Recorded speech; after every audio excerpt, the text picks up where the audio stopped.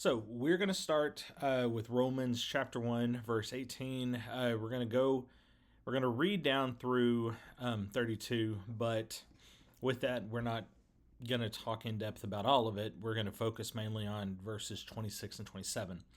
So the reason why Romans is such an important thing, the reason why um, we focus on this and we look at this chapter is like the chapters in Leviticus. It has been weaponized so much that it has really brought shame on a lot of people. I mean, it's the way these verses are used. They're used very similar to the verses in Leviticus and even the verses in Genesis. And with that, if we read them carefully, look at the Greek, look at the structure of the way things are worded, I think we can tell that it doesn't quite say what a lot of times people have said it says, if that makes sense.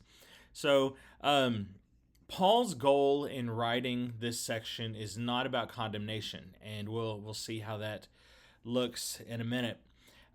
His goal is actually found in Romans 2:1, which says, "Therefore there is no excuse."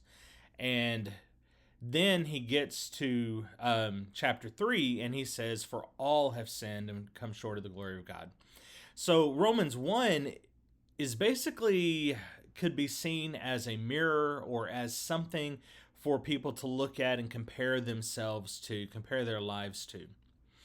And then when we get to Romans 2, then we see that he's saying that with all of this, with all of these different things that people could be doing, there's really no excuse to say that God doesn't exist, no excuse.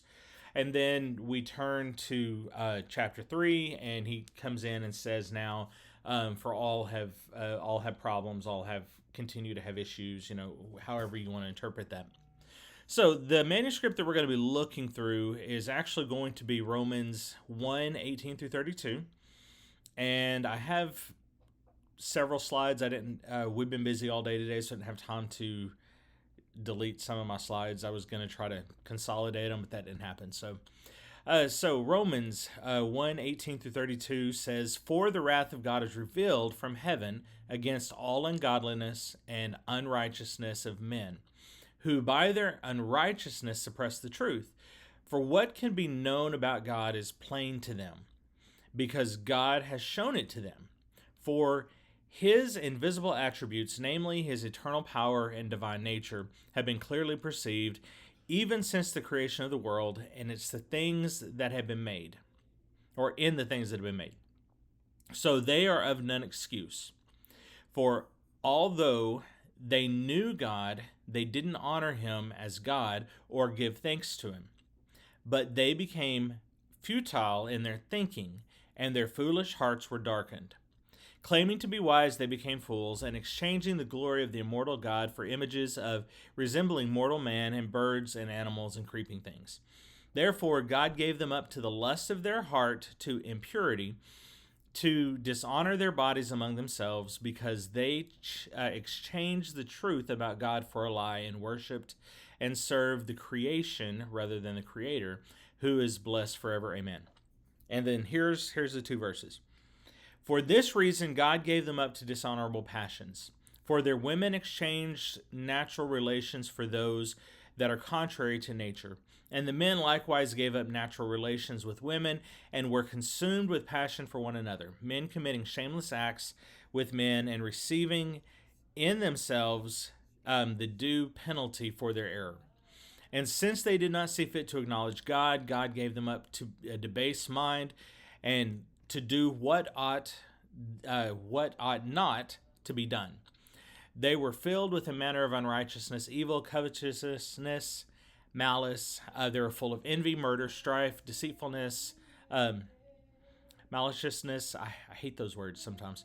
"They're gossips, slanderers, haters of God, insolent, haughty, boastful, inventors of evil, disobedient to parents, foolish, faithless, heartless, worthless, or ruthless, not worthless, ruthless, though they know God's righteous decree that those who practice such things deserve to die, they do not only do them, but give approval to those who practice them. Okay, that's a huge passage.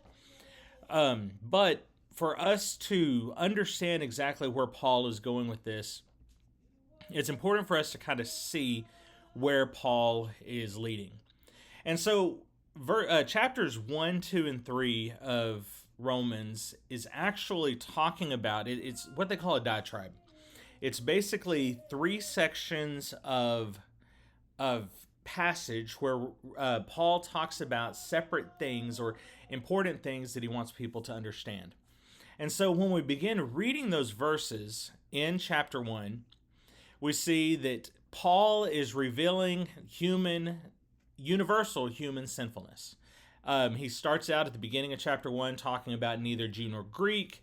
And he basically says that no matter who the person is, they're not exempt from God's judgment, not exempt from God's wrath ultimately in what Paul is saying.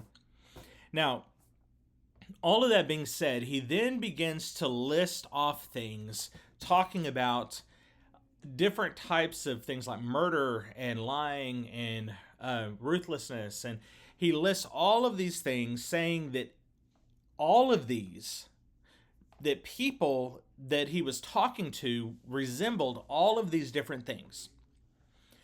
And most of the time we don't really in the church look at all of these other things that he mentions as much as we focus on the verses that we always say, well, this is talking about sex, this is talking about same sex, this is talking about... And so because of that, that's the area where people tend to turn. And if we look at number 2, chapter 2, Paul then turns the argument on the hearer. It's kind of like if you look at the book of Amos, where Amos is talking to the people of Israel, and he says, all of these other countries have done these evil before God. And then he turns it back on Israel, saying, but you have also done evil before God. Well, that's what Paul is doing in this diatribe, is he is saying there's all of these different things. There's the liars and the thieves and the murderers and all of these different people. And then he turns it back on the hearer and talks about them as saying, you're part of this problem. You are part of the people that have been doing this also.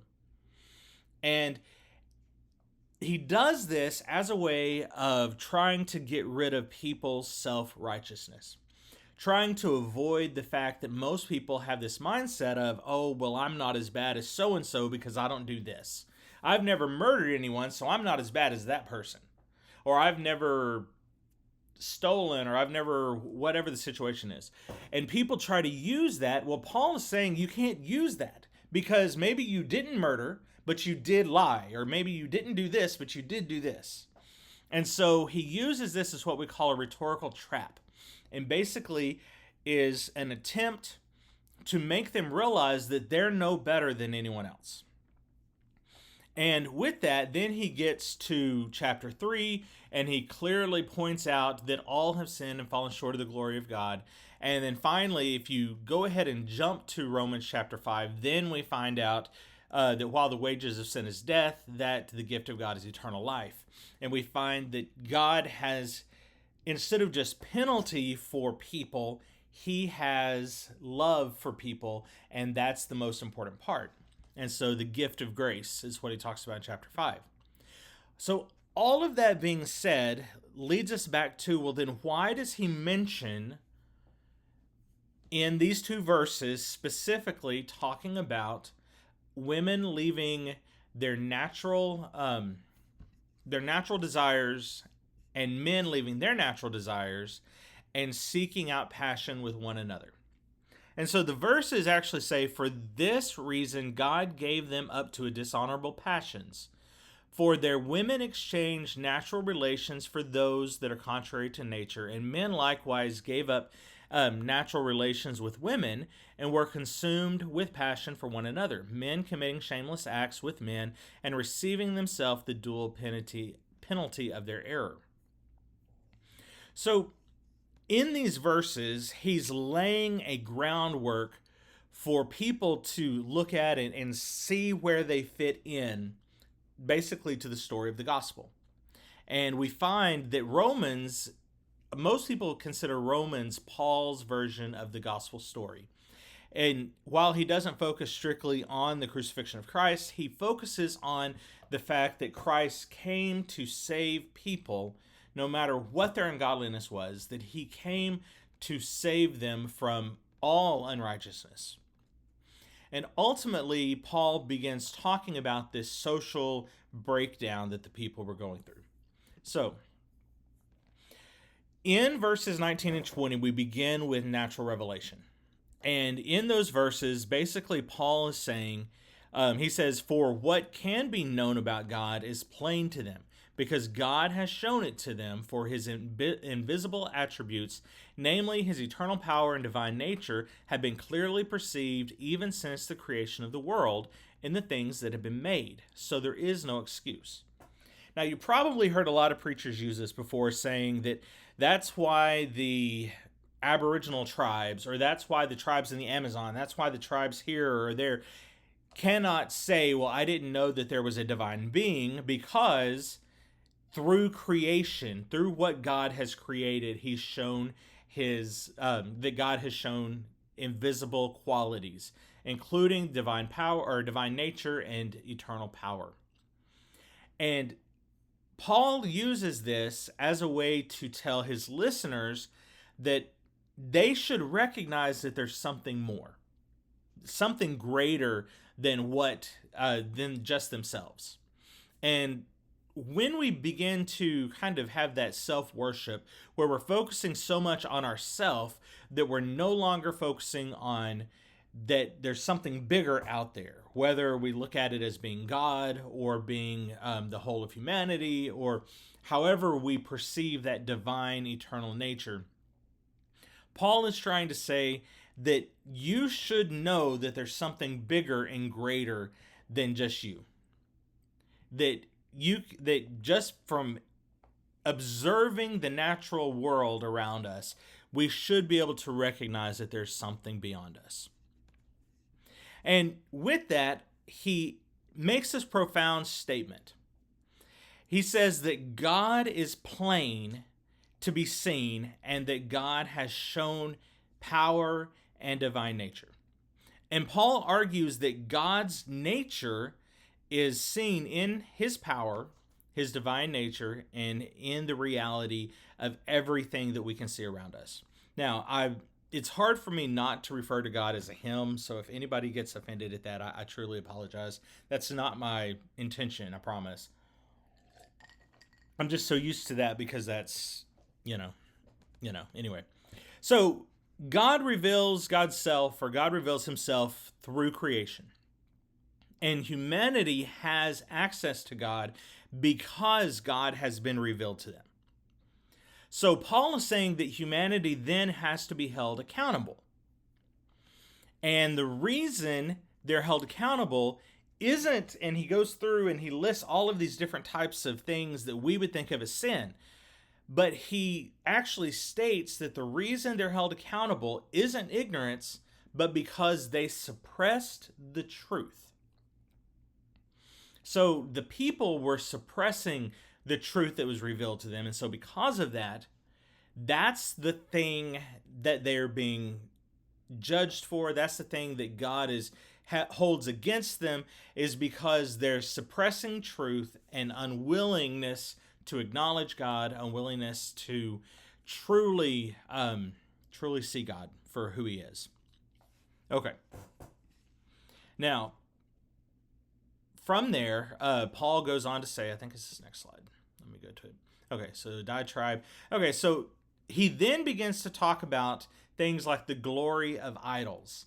And you'll notice that whenever I was reading that, it actually says that they have taken things like birds and other creatures and created for themselves idols instead of worshiping God. So they were worshiping creation instead of the Creator. He also points out lies and how they have traded the truth to believe things that weren't true. And again, they shifted their worship from worshiping something that created all things to something that was created by God. And then he moves into this third exchange of talking about the natural relation of things and the natural order, which that's where our passage that we're focusing on begins. So, verse 26, it says, again, for this reason God gave to them dishonorable passions. For the women exchanged natural relations to those that were contrary to nature, and men likewise gave up natural relations with women, and were consumed with passion for one another. Men committed shameless acts with men, and received in themselves the due penalty for their error. Okay, so his argument is simple. He says that they rejected God. He says that they lost basically their moral compass, what the truth that they should have been following after. Instead, they began to follow after lies. And then he moves on to begin talking about being passionate and enslaved in excess. Now, in most English Bibles, it doesn't bring that out. It doesn't quite interpret the Greek in such a way that we can see what those words mean. And that's what's crazy to me. That's one thing that really bugs me about a lot of English translations is because they tend to word things based on other English translations. They're supposed to go back to the original Greek and say, hey, this is what this says, but instead they like to make it easy and just say, well, this other English translation said it this way, so that's how we're going to word it also.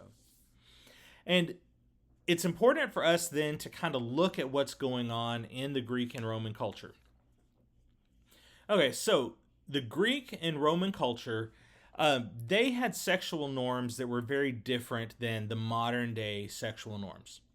And as we talked about with the Jews last week, even the last couple of weeks, there was no concept of homosexuality. There was no concept of mutual love from one man to another man or one woman to another woman. Instead, there was this concept of exploitation, which is something we've been talking about for a while, because each time that this is brought up, there's this idea of exploitation. He talks about pedastry, which that word pederasty. Anyway, which is different actually than pedophilia. And let me see where it's at. Well, anyway, this idea is where someone would have a young adolescent age boy, and in a way of kind of a quid pro quo type relationship, they would take these young boys that were past maturity, they were adolescent age, teenage, and they would make them their slaves basically for sex. Now, that being said, they would also offer them education, offer them a status among the people, and so basically they would find a young man who had already gone through puberty, basically, or were going through puberty, and they would take that person, offer them an education, offer them social status, and they would be their consort, their young sexual partner. And then as that child grew up and aged out of that adolescent range, then that child would actually take another child that was in the adolescent age, teenage range, and continue this process. And this was very common in the Greek and Roman worlds. We can see this in the movie Alexander, if you've ever watched it. Alexander has a young man who's supposed to be probably around 16 or 17 years old, come to him at one point and they sleep together. And that's what we're seeing. It's this desire to be with a young man who was innocent, but who was fully a man. And we'll talk more in a minute about the difference between that and pedophilia, because I want to make that very abundantly clear that they're not talking about pedophilia. They're talking about something very similar, but not quite the same idea. Also, they're talking about slave exploitation, and we've talked about this with the Old Testament passages. The masters had access sexually to the male and female slaves.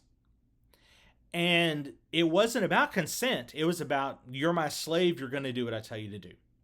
You're my slave, I'm going to force you to do this, and you can't say anything about it. Temple prostitution. Again, many of the temple prostitutes were slaves, but temple prostitution, much like the Old Testament, were sexual acts that were tied to pagan worship.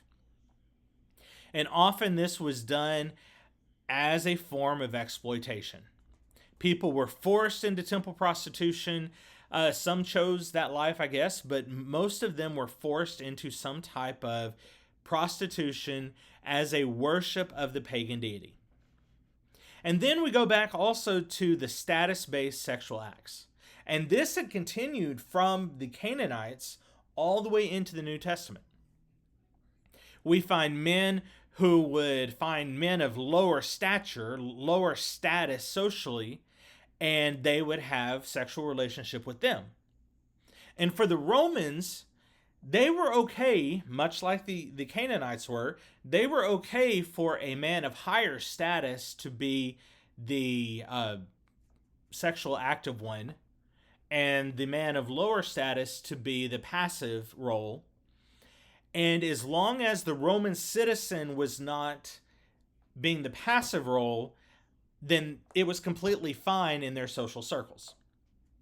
But it was about power, and it was never about affection. Also, it says lust-driven excess. And the word that we have here in the Greek is orexis, and it means a burning or uncontrolled desire. And this word in the Greek is never used anywhere in both secular and biblical texts to talk about some type of loving, passionate desire. Instead, it's a lustful desire that is much more than love. It's that burning desire that someone would have of lust. Now, the word itself refers to something in excess. So if they were filled with greed, then they could have this lustful, this orexis nature towards money or towards items. So Paul's explaining here that first there was a level of wanting things in excess. It was not about love. It was not about a relationship. It was about a lust-driven excess. It was also exploitation. There was no mutual consent.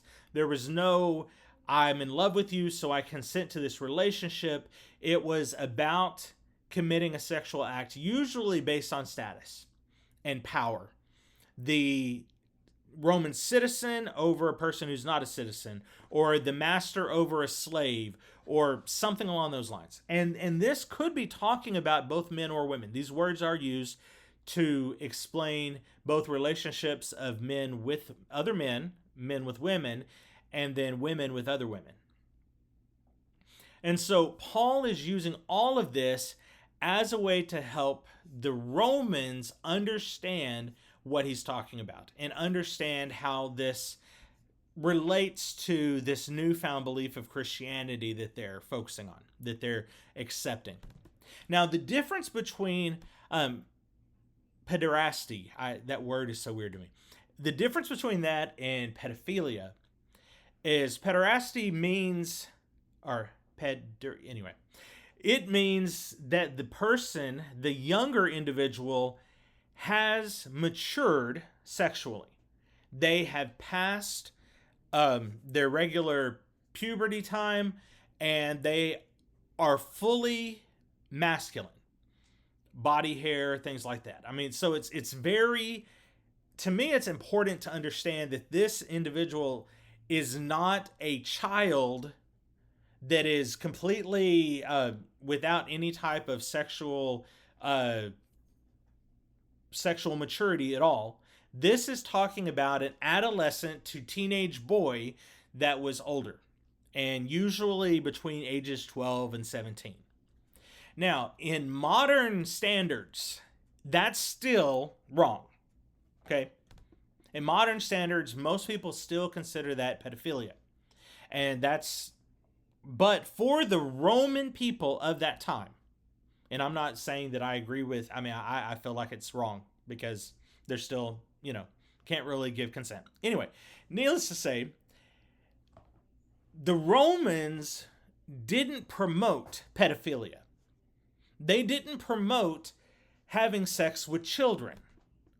But they were okay if the child was past that sexual maturity in their eyes, at least they believe they were, past that level of sexual maturity, they could become one of these young consort of someone who was in leadership, whether it be a king or we're talking about Rome, so emperors or other leaders of other kinds, and even people who just had a higher social status. They accepted this type of relationship. And so that's what Paul is trying to talk about. He's talking about this exploitation that was going on amongst the people, either because it was a younger person, or it was a slave, or someone of just a lower social class. And so this is where the Greek comes up. This is the part that I enjoy. This is the part that I always talk about. So the first word is translated in English as dishonorable passions. Another way of explaining that is degradable impulses. And basically, it's not talking about an identity. It's not talking about something to where someone has a sexual identity. It's talking about someone who is wanting and desiring and burning for this sexual relationship with this person. It is a level of excess.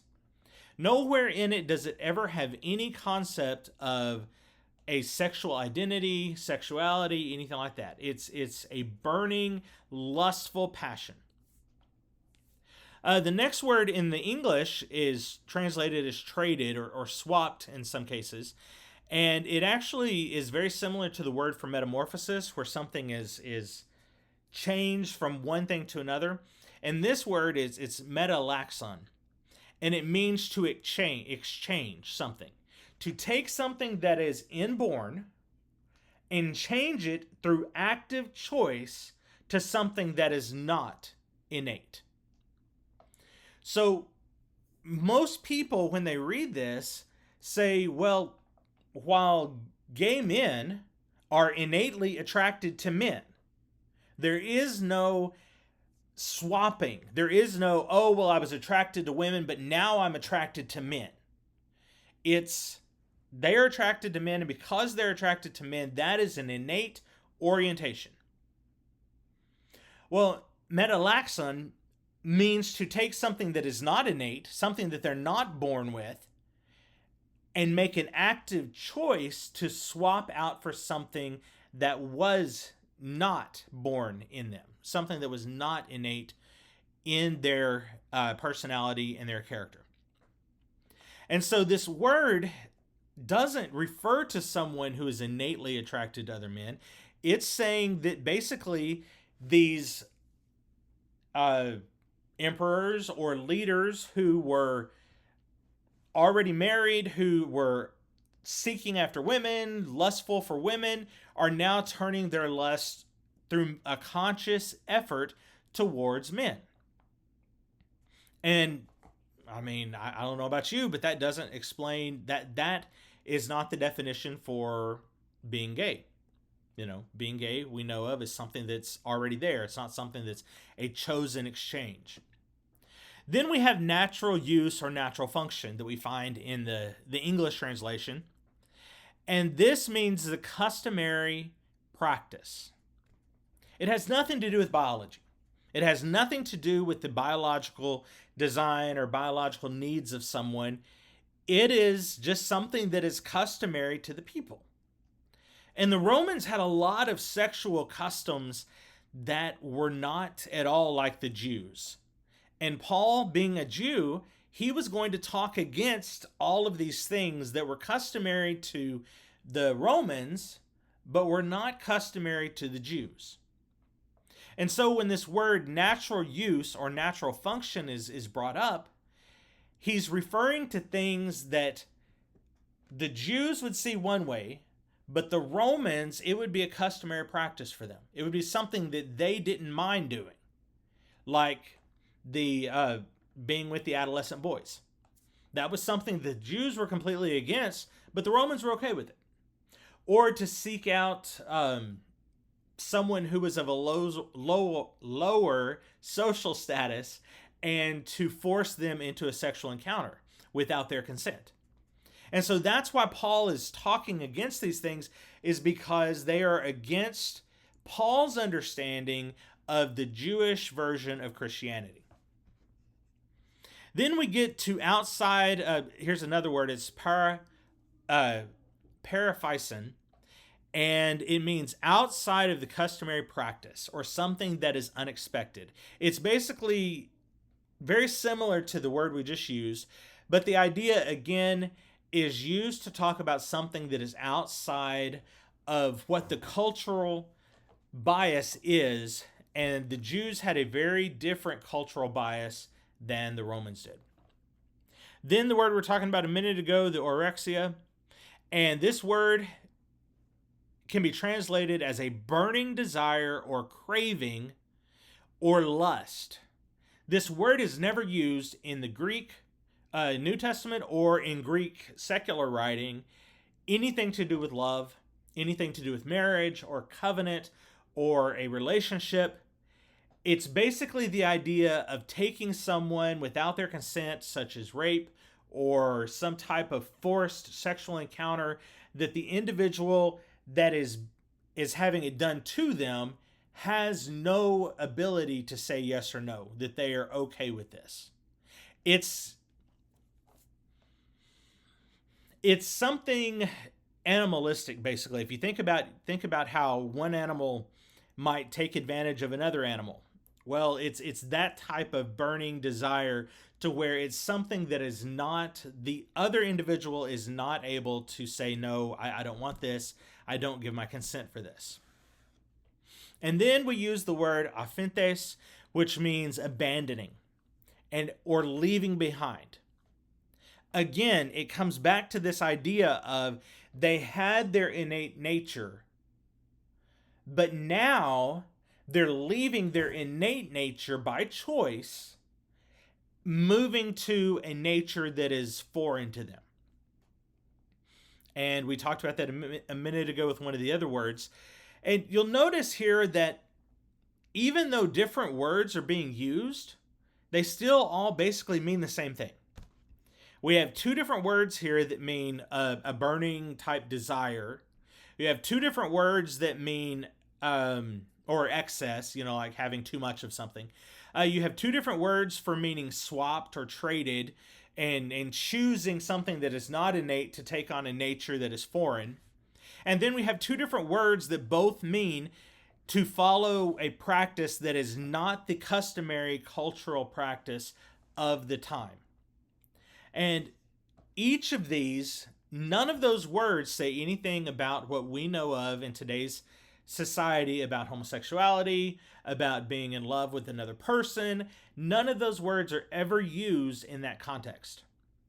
And again, the Romans and the Jews of this time, they would have had no concept of two individuals of the same sex having a loving relationship with one another, because it was always for them about power. They didn't have sex with another man just to have sex with another man. They had sex with another man because they either had a wife and they wanted some type of consort on the outside, aside from their wife, or they wanted to force their power through humiliation over someone lower than them. And it's the exact same stuff we see coming from the book of Leviticus and coming from the book of Genesis that we read about over the past few weeks. Okay. Before we go any further, anybody have any comments or any questions about that? I know, a lot of information, but I feel like this verse is kind of harder to look at without actually looking at the words, because It has been used so much. So any comments or anything y'all want to say first?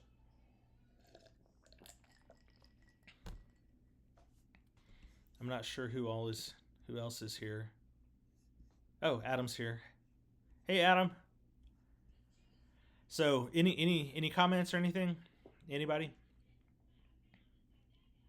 No, everybody good? Okay. Well, I just find it interesting that that's what it all comes down to. It was looking at the context and the society that they're in, and when we're talking about um, these verses, and my first initial thought was, okay, why is it this the thing that Paul's talking about? Because it's so prevalent, I guess, in that area that he needed to bring it home with these things that people understood, right? Not that just that he was just pulling it out of a hat, but it would have to mean that they were focused on these types of things in in that society, so that he had to bring it. He felt necessary to bring it up, right? Mm-hmm. And you're absolutely right. A lot of first of all, a lot of things do have to do with looking at the culture. And there are a lot of areas of the Bible that people don't ever look at the culture that led to what was being written. I'd read something the other day, and we may have even mentioned it. We may have mentioned it last week in Leviticus. Um, that the writers of the Bible, for instance, looking at the book of Matthew and the writer of Matthew saying this was to fulfill the prophecy that such and such spoke that said he will be born in Bethlehem, or he will, something like that. Well, if you could really look at the original writer of the Old Testament passage, there's a big probability that they never meant what Matthew is saying that prophecy that they're fulfilling is. They were just making a statement about whatever's going on. And a lot of times we find that even in the biblical, like the New Testament context, that there are the glasses that we read them at from 21st century America is completely different than what the Jewish reader and Roman reader would have read whenever they were looking at this. And so for us, trying to look at it from 2,000 years of being told that being gay is wrong, it means completely different to a society that was basically using young men between the ages of 12 and 17 as sexual consorts so that they didn't have to have sex with their wives and get them pregnant or whatever. Having these sexual relationships with prostitutes that were a way of worshiping this idol. And so we don't have that context in today's society. That's why I pointed out the thing with the pedophilia. In today's society, we look at that even through age 17 as being pedophilia. So to us, that concept of them wanting to have sex with these young men was completely foreign to us.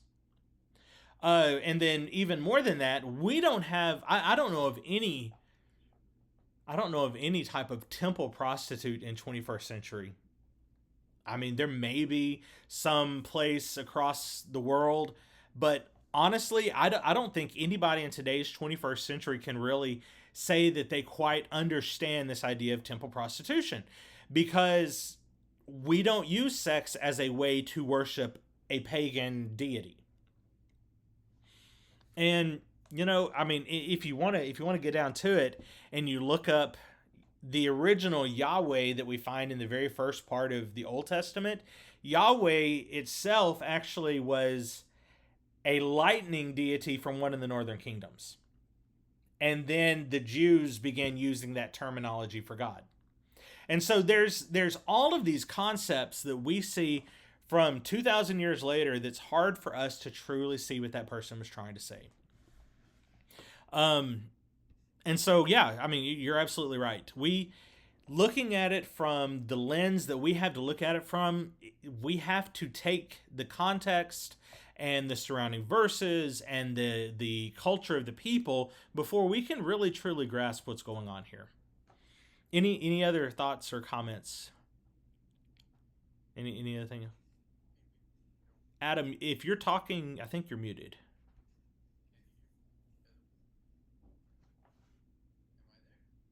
Or I can't hear you. Hello? I can hear you a little bit, but Hello? Am I talking now? very little bit. It's all good. Keep going, y'all are awesome. Okay, it's coming through louder now. Well, cool. I guess I was just. We don't really have a concept for idol worship that would be like going to a temple and worshiping a statue. But I do think, I mean, we tend to interpret that today. There's all sorts of things that we do make idols of. Um, and I think in the same sense, and the whole LGBTQ community is catching a stray here, but I mean, Paul is talking.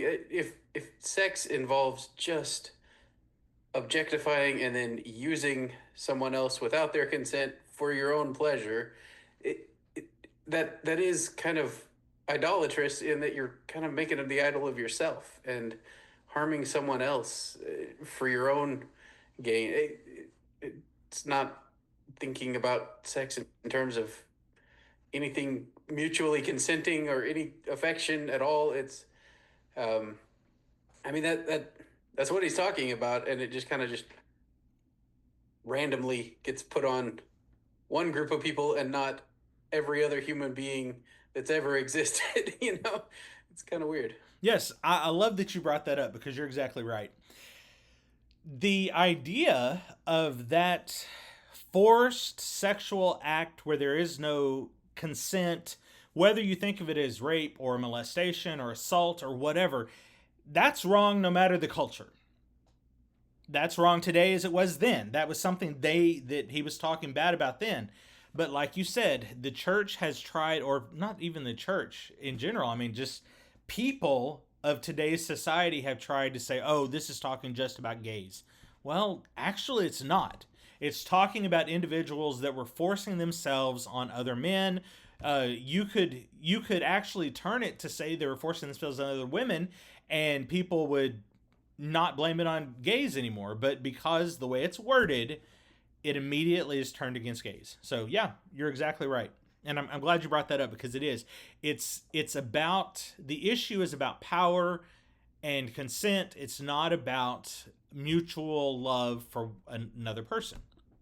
So with that, with those different things we've talked about excess, meaning that they were seeking it through this lustful, burning desire, and they just couldn't have enough, unsatisfied type. That doesn't describe an identity. Nothing about that word describes an identity. They were describing exploitation, and exploitation again means no consent. It's type of assault or being forced to do something they don't want to do, even if it's not technically an assault, but they're being forced to do it. Then there's, like you said, there's the idea of idolatry and how you can have sex as an idol, but again, that doesn't talk about orientation, it doesn't talk about partnership, it doesn't talk about identity. And then Paul here is talking about a status-based domination of one person who is high-ranking, forcing someone who's below them to do these things, even though they may not want to. And that's not talking about mutual respect and love. That's talking about dominance and force and power. So and he does mention this idea of swapping something from someone's normal nature to something that is out of their normal nature. So basically, and what a lot of scholars see this as is people who are heterosexual, who had their wives, they had their female consorts, whatever, and then they began having sex with other men.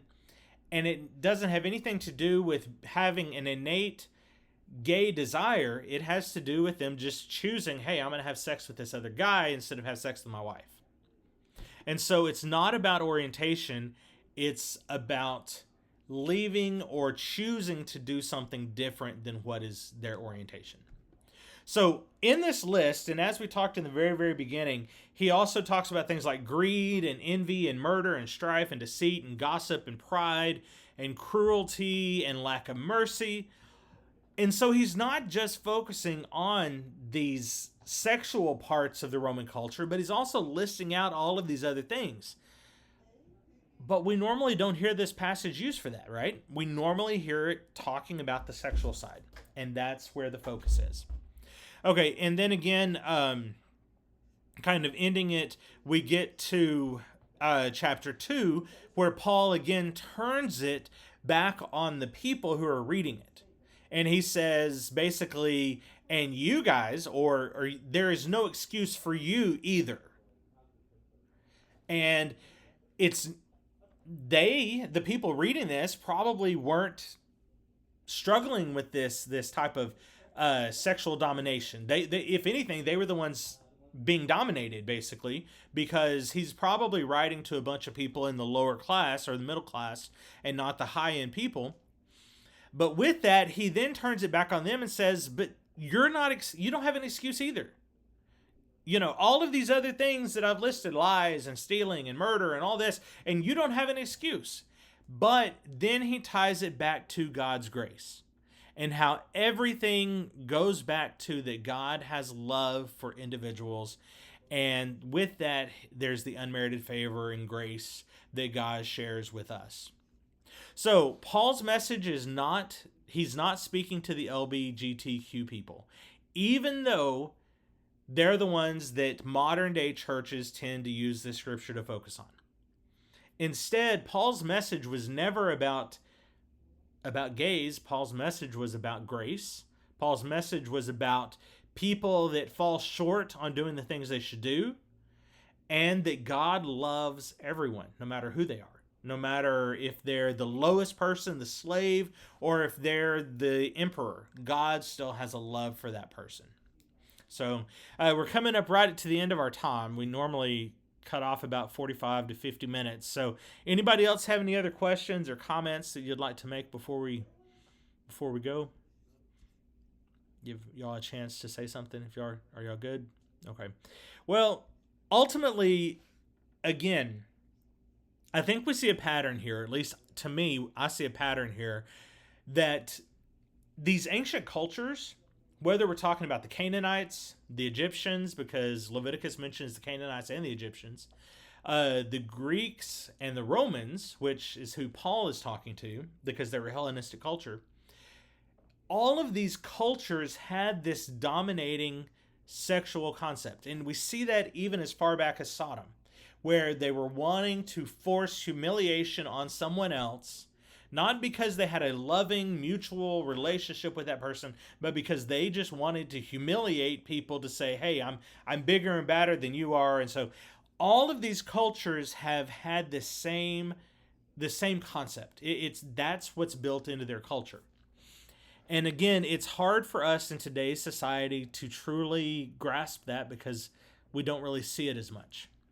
And when we do see it, it's usually hidden in some type of assault or something like that. And so we don't think about it as being what it really is. So to us, these verses don't talk about the gay population at all. They're talking about people who were forcing domination and power on other people. And so last time, does anybody have anything you want to say?